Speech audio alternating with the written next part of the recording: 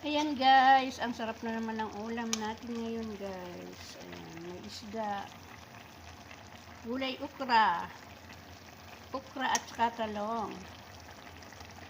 Ayan guys, okra, talong at saka kalabasa. Ayan.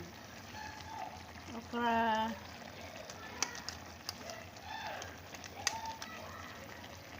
talong, ayan. Ayan, tapos yung may prito kami kahapon, ayan, isinama namin dito sa ibabaw. Ayan. Ito lang guys, ginisa lang natin sa sibuyas, bawang, at saka, ayan, kamatis. Ayan, may bitchin, paminta. Ayan guys, yan lang naman, Pinoy na Pinoy ang luto na to guys. Alam mo naman tayong mga Pinoy, yun lang naman ating mga panlahok. Ayan, masarap na guys. Yummy. Kain na.